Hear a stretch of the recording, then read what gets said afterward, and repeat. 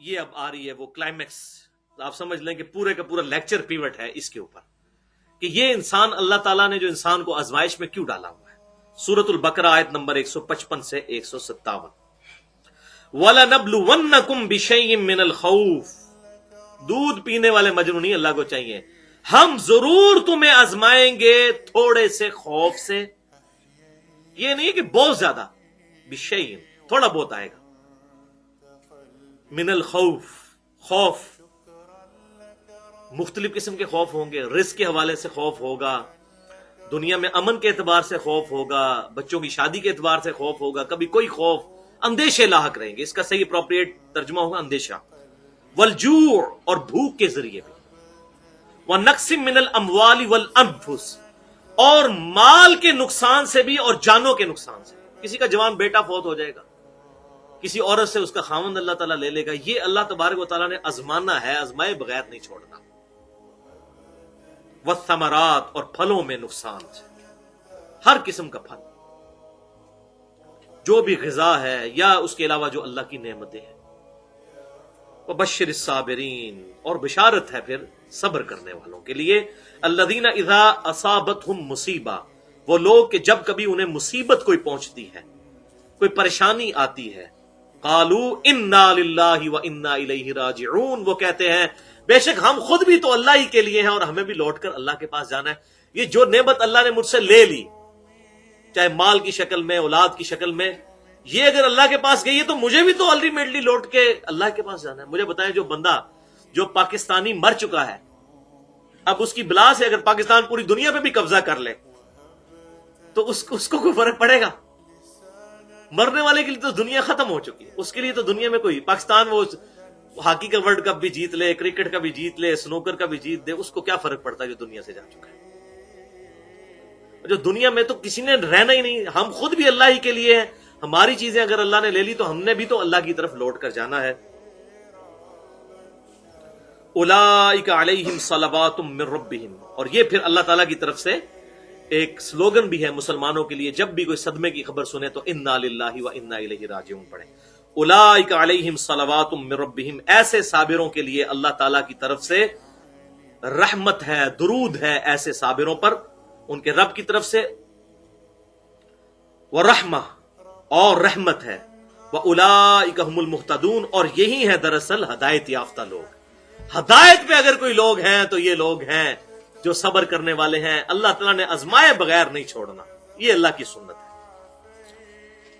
تو رزق میں جو اس قسم کے نقصانات اللہ کی طرف سے آتے ہیں اس پہ صبر کرنا چاہیے، اور اللہ تعالیٰ سے رزق میں برکت مانگنی چاہیے، بجائے رزق میں فراوانی کے برکت ہو، تھوڑا رزق ہو اس میں اگر برکت ہو، کروڑوں اربوں کوئی کمائے اور وہ اسی طریقے سے نکل جائے، گھر میں کوئی ایسا بندہ بیمار ہے جس پہ لاکھوں روپیہ بیماری پہ لگ گیا، پھر مفلس کا مفلس، اسی طریقے سے لوگ حرام طریقے سے مال کماتے ہیں اور پھر وہ حرام طریقے پہ نکل بھی جاتا ہے، پتہ ہی نہیں چلتا کہاں نکل گیا۔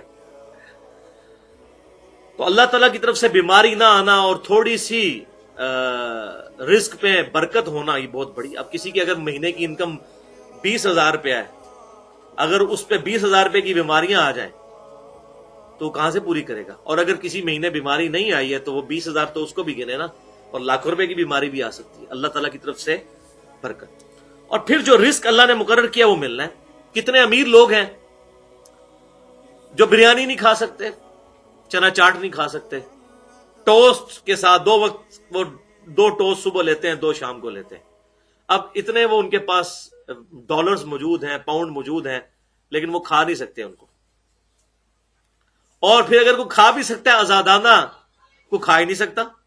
اتنی سیکیورٹیز لگی ہوئی ہوتی ہیں بیچارے جو یہ امیر لوگ، خصوصاً ہمارے کلچر کے اندر تو بڑا مشکل ہے۔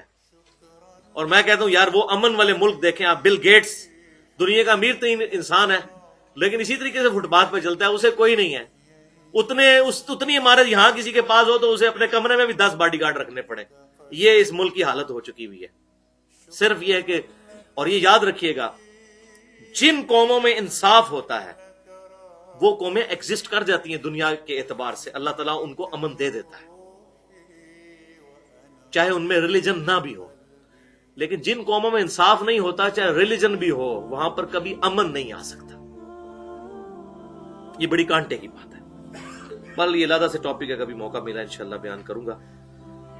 یہاں میں ایک حدیث ضرور بیان کر دوں، صحیح مسلم میں انٹرنیشنل نمبر کے مطابق 7157، کہ یہ ساری کی ساری تکلیفیں دنیا کی زندگی تک کے لیے ہیں، کہ آپ صلی اللہ علیہ وسلم نے فرمایا جب جنتی جنت میں داخل ہوں گے تو 4 باتیں اللہ کی طرف سے انہیں کہی جائیں گی۔ نمبر 1، جنتیوں تمہیں مبارک ہو، تم ہمیشہ صحت مند رہو گے، کبھی بیمار نہیں پڑو گے۔ نمبر 2، تم ہمیشہ زندہ رہو گے، کبھی نہیں مرو گے۔ نمبر 3، تم ہمیشہ جوان رہو گے، کبھی بوڑھے نہیں ہوگے۔ اور نمبر 4، تم ہمیشہ خوشحال رہو گے، کبھی بدحال نہیں ہوگے۔ اور سب سے بڑی خوشحالی کیا ہے؟ وہ باقی حدیث میں آتا ہے، اللہ کی رضا مل جائے گی، اس کے بعد اللہ کبھی ناراض نہیں ہوگا۔ اس حوالے سے 17 احادیث میں نے بخاری اور مسلم کے حوالے سے بیان کی ہیں اپنے ایکسکلوسیو لیکچر میں، جو میں کہتا ہوں مجھے خود بہت پسند ہے، مسئلہ نمبر 51، رزق حرام، فتنہ مال، دنیا پرستی کا انجام اور اس کا علاج۔ اس میں میں نے 10 آیات قرآن پاک سے کراس ریفرنس کے طور پر اور 17 صحیح الاسناد احادیث اسی جنت کے اعتبار سے اور آخرت میں کیا انعامات ملنے والے ہیں۔ صحیح مسلم کی ایک حدیث مجھے یاد آ گئی، آپ صلی اللہ علیہ وسلم نے فرمایا دنیا اور آخرت کی مثال ایسی ہے جیسا کوئی شخص اپنی انگلی سمندر میں ڈبوئے اور اس کے ساتھ جو پانی لگے، یہ دنیا کی زندگی ہے اور سمندر انفینٹ آخرت کی زندگی، تو کمپیریزن ہی نہیں ہے۔ اس طرح کی بڑی احادیث ہیں، لیکن وہ پھر 1 گھنٹہ اور چاہیے، میں آج کا ٹاپک کور کروں۔ ریفرنس نمبر 9، دوسرے پیج پہ آ جائیے۔ ما اصاب من مصیبت فی الارض ولا فی انفسکم، یہ سب سے حیران کن آیت ہے قرآن پاک میں میرے لیے تقدیر کے حوالے سے، اس کے بغیر انسان کو صبر نہیں آ سکتا۔ اور آپ حیران ہوں گے کہ یہ آیت شاید آپ میں سے اکثریت پہلی دفعہ پڑھ رہی ہو۔ سورۃ الحدید آیت نمبر 22 اور 23، ما اصاب من مصیبت فی الارض ولا فی انفسکم، کوئی مصیبت نہیں ہے جو زمین میں نازل ہو، زلزلہ آ جائے، سیلاب آ جائے، کوئی دنیاوی آفت آ جائے، اور نہ تمہاری جان پر، جان پہ کیا بیماری آ جائے، پریشانی آ جائے، تنگی آ جائے، مال کے اعتبار سے، صحت کے اعتبار سے، اللہ تعالیٰ فرماتا ہے دنیا میں کوئی پریشانی اور مصیبت ہے، کوئی ایسی پریشانی اور مصیبت نہیں ہے، الا فی کتاب من قبل ان نبرأها، مگر یہ کہ وہ ہم نے اپنے پاس لوح محفوظ میں پہلے ہی لکھ لی ہے، اس سے پہلے کہ ہم اسے پیدا کریں۔ زلزلہ آنے سے پہلے اللہ کے علم میں لوح محفوظ میں لکھا ہوا ہے۔ اسی طریقے سے طوفان، آندھیاں، کسی شخص کو کینسر ہونا، کسی کی اولاد کا مر جانا ہے، ہر تکلیف جو دنیا پہ آتی ہے کسی بھی جاندار کے اوپر، اللہ تعالیٰ نے پہلے ہی لوح محفوظ پہ لکھ لی ہے، اور کوئی پریشان نہ ہو جائے۔ ان ذالک علی اللہ یسیر، بے شک یہ اللہ کے لیے بڑا آسان ہے، کوئی مشکل نہیں ہے، ہم یہ امیجن بھی نہیں کر سکتے۔ میں کہتا ہوں ہمارے سامنے ہو جائے تو ہم سارا ڈیٹا نہیں رکھ سکتے، اور ہونے سے پہلے لکھ لینا۔ اور اللہ نے اس کی حکمت بیان کر دی، ہم کیوں بتا رہے ہیں تمہیں کہ ہم نے یہ ساری تکلیفیں لکھی ہوئی ہیں تقدیر میں، لِكَيْ لَا تَأْسَوْا عَلَىٰ مَا فَاتَكُمْ، تاکہ تم مت غم کھاؤ جو تمہیں نقصان پہنچے۔ غم نہ کھاؤ کو اللہ کی طرف سے تھا، اِنَّا لِلَّهِ وَإِنَّا إِلَيْهِ رَاجِعُونَ۔ وَلَا تَفْرَحُوا بِمَا آتَاكُمْ، اور نہ اتراؤ اس پر جو اللہ تعالیٰ نے تمہیں دیا ہے، اس پر اترانا بھی نہ شروع کر دو، تکبر بھی تم میں نہ آ جائے۔ وَاللَّهُ لَا يُحِبُّ كُلَّ مُخْتَالٍ فَخُورٍ، اور اللہ تعالیٰ نہیں پسند فرماتا گھمنڈ کرنے والوں کو اور شیخی خوروں کو، جو شیخی بگاڑتے پھرتے ہیں۔ اللہ تعالیٰ کو ایسے متکبرین پسند نہیں ہے۔ جو ملے اللہ کا شکر ادا کرو، جو نہ ملے تو اللہ تعالیٰ کی طرف اسے منسوخ کرو۔ اس آیت کے بعد، ان 2 آیات کے بعد انسان کو صبر آ جاتا ہے کہ یہ میری تقدیر میں جو اللہ تعالیٰ نے مصیبت لکھی تھی آزمائش کے طور پہ، وہ کرنا ہے، اللہ نے آزمانا ضرور ہے، اس کے بغیر چارہ نہیں۔ ریفرنس نمبر 10، سورۃ الفجر آیت نمبر 15 تا 20، یہ بھی بہت کریٹیکل آیات ہیں۔ فَأَمَّا الْإِنسَانُ إِذَا مَبْتَلَاهُ، اور جو انسان ہے جب کبھی ہم اسے مبتلا کرتے ہیں، ربہ، اس کا رب اسے مبتلا کرتا ہے، فَأَكْرَمَهُ وَنَعَّمَهُ، اس حال میں آزمائش میں ڈالتا ہے کہ اس کا اکرام کرتا ہے اور اسے خوب نعمتیں دیتا ہے، فَيَقُولُ رَبِّي أَكْرَمَنِ، تو وہ کہتا ہے میرے رب نے میرا بڑا اکرام کیا۔ جب اللہ تعالیٰ اسے کوئی دیتا ہے نعمت اور اس کا اکرام کرتا ہے، کہتا ہے اللہ نے بڑا اکرام میرا کیا، بڑا اللہ کا فضل ہے۔ لیکن سائملٹینیس کنٹراسٹ، وَأَمَّا إِذَا مَبْتَلَاهُ، اور جب کبھی پھر ہم مبتلا کر دیتے ہیں اسے، فقدر علیہ رزقہ، اور اس پہ رزق کی تنگی کر دیتے ہیں، فیقول ربی اہانن، تو کہتا ہے کہ میرے رب نے مجھے بڑا ذلیل کر دیا. یعنی وہ اچھا وقت وہ بھلا ہی دیتا ہے کہ کبھی اس پہ اچھا وقت بھی آیا تھا. حالانکہ ہونا چاہیے کوئی کہ یا اللہ یہ آزمائش تھی، جب تو نے مجھے اتنے دن اچھے دکھائے، اگر یہ 2 دن میرے پہ برے آ گئے تو یہ بھی ٹل جائیں گے. تو کہتا ہے میرے رب نے مجھے ذلیل کر دیا، سب کچھ بلا بیٹھتا ہے. تو ایسا نہ شکر ہے. کلا بل لا تکرمون الیتیم، نہیں بلکہ تمہارا اپنا حال یہ ہے کہ تم خود تو یتیم کا اکرام نہیں کرتے. ولا تحاضون علی طعام المسکین، اور اتنا کچھ دیے جانے کے باوجود تم مسکین کو کھانا کھلانے کی ترغیب نہیں دلاتے.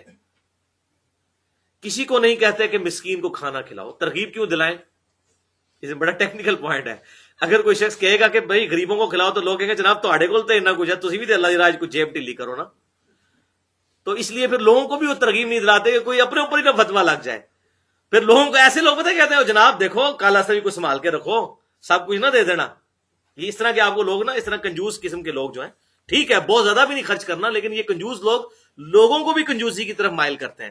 وہ اس لیے کر رہے ہوتے ہیں کہ ہم سے نہ کوئی ڈیمانڈ کر لے کہ بھئی آپ اللہ کی راہ میں خرچ کریں، اتنا آپ کو اللہ نے دیا ہے. وہ پہلے ہی لوگوں کو پریمپٹیو حق شفا کے طور پہ کہہ رہے ہیں دیکھو جناب ذرا تک سن کے چلنا چاہیے تاکہ جناب ساڑھی بچت ہو جائے. تو اللہ تعالیٰ بات ہے کہ یہ ترغیب نہیں دلاتے مسکین کو کھانا کھلانے کی. وَتَأْكُلُونَ التُّرَاثَ أَكْلًا لَمًّا، اور اپنا حال یہ ہے کہ وراثت میں سے سب کچھ ہی ہڑپ کر جاتے ہیں جہاں کہیں ان کو موقع ملتا ہے. اور نظر آتا ہے مطلب داڑیوں والے، نمازوں والے، بھائی مر گیا بھتیجوں کی جائیداد پہ قبضہ کر لیتے ہیں اور دیتے بھی نہیں ہیں. دیکھیں اللہ تعالیٰ فرمایا وَتَأْكُلُونَ التُّرَاثَ أَكْلًا لَمًّا، تم وراثت کا مال ہڑپ کر جاتے ہو، سارے کا سارا چٹم کر جاتے ہو. وَتُحِبُّونَ الْمَالَ حُبًّا جَمًّا، اور تم مال سے محبت کرتے ہو خوب جم کر. یعنی وہ جم کے محبت تو والذین آمنوا اشد حبا للہ، ایمان والوں کی تو شدید ترین محبت اللہ سے ہونی چاہیے، لیکن مال کے ساتھ تم محبت کرتے ہو والعیاذ باللہ تعالی. تو بس اللہ تعالیٰ نے کسی کو دے کر آزمایا ہے بھائیو، کسی سے لے کر آزمایا ہے. تو اس حوالے سے دنیا میں جو این جی اوز غریب لوگوں کے اعتبار سے کام کر رہی ہیں، چاہے وہ یونائٹڈ نیشنز کے اندر ہوں یا دوسری این جی اوز، میں پرسنلی ان کو بہت اپریشیٹ کرتا ہوں. اللہ تعالیٰ ان کے ان نیک اعمال کے سبب ان کو ایمان کی دولت بھی عطا فرمائے. بخاری اور مسلم کی متفق علیہ حدیث ہے، ایک صحابی نے کہا یا رسول اللہ صلی اللہ علیہ وسلم، ہم زمانے کفر میں بھی نیک اعمال کرتے تھے، ان کا ہمیں کوئی نفع ملے گا؟ تو آپ نے فرمایا انہی کی برکت سے تو اللہ نے تمہیں اسلام کی دولت دی ہے. کفر میں جو تم اعمال اس طرح کے کرتے تھے اچھائی کے، ان اچھے اعمال کی برکت سے، یہ بخاری اور مسلم دونوں میں حدیث، تمہیں اللہ نے ایمان کی دولت دی ہے. تو ہم ان کے لیے بھی دعا کرتے ہیں جو اس قسم کے اچھے اچھے اعمال کرتے ہیں، اللہ تعالیٰ ان کو ایمان کی دولت سے بہرہ مند فرمائے. اور واقعی یہ اپریشیٹیبل کام ہے، اور میں حیران ہوتا ہوں، بڑا شرم کا مقام ہے کہ ایتھوپیا میں، صومالیہ میں، افریقن کنٹریز میں جہاں پر اکثر مسلمانوں کی آبادیاں بھی ہیں، وہاں پر بھی غیر مسلم این جی اوز جا کے ان کا علاج کرتے ہیں، فری کھانا کھلاتے ہیں، سب کچھ کرتے ہیں. وہ جہاں سے بھی چندہ لیتے ہیں، جو بھی ان کے پرسنل بینیفٹس ہیں، بہرحال بڑی ہمت کا کام ہے. سیدھی سی بات ہے جناب، اپنا ملک چھوڑ کے جانا، پھر لوگ قتل بھی ہوتے ہیں. یہاں پہ دیکھیں آپ، پولیو قطرے پلانے کے لیے ٹیمیں آئی ہوئی ہیں، اور یہاں ابھی لوگوں کو یہی سمجھ نہیں آئی. لوگوں نے بھائی میڈیکل سائنس نے اتنی ترقی کی ہے اور ہم نے ڈیکیز کے بعد یہ لرن کیا ہے کہ پولیو جو ہے یہ ایسا مرض ہے جس کا علاج نہیں ہے الا یہ کہ اس کی ویکسینیشن کروائی جائے. اور یہاں پولیو ٹیموں پہ حملے ہوتے ہیں، اور کیا امیج اسلام کا جاتا ہے. جس کا دل کرتا ہے دوسرے کو گستاخ رسول یا فلاں فلاں فتوے لگا کے ریلیجن کے نام کے اوپر جو ہے وہ قتل کر دیتا ہے والعیاذ باللہ تعالی. تو بہرحال جہاں پر اس طریقے سے غربت آ جائے یا کہیں قحط سالی آ جائے تو اسلام اس کا سلوشن کیا دیتا ہے؟ اسلام کہتا ہے ہجرت کی جائے وہاں سے. جیسا کہ سورہ یوسف میں بھی ذکر موجود ہے، جب قحط پڑ گیا تو دوسرے لوگ ہجرت کر کے یوسف علیہ السلام کے پاس وہ مال و متاع لینے کے لیے اور گندم لینے کے لیے آئے.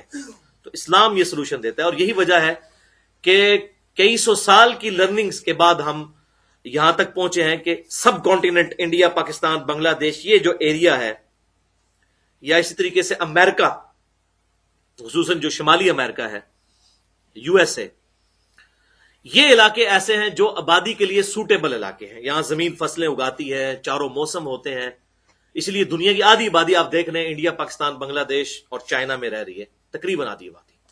تو ایسے لوگ ہجرت کریں اور ان کے لیے بستیاں آباد کی جائیں. اور جیسے کہ ابھی کئی یورپین ملک بھی جو ہیں وہ دوسرے لوگوں کو اپنے نیشنلٹیز دیتے ہیں کیونکہ برتھ ریٹ نیگیٹو جا رہا ہے. خاندانی نظام جو تباہ ہو چکا ہے.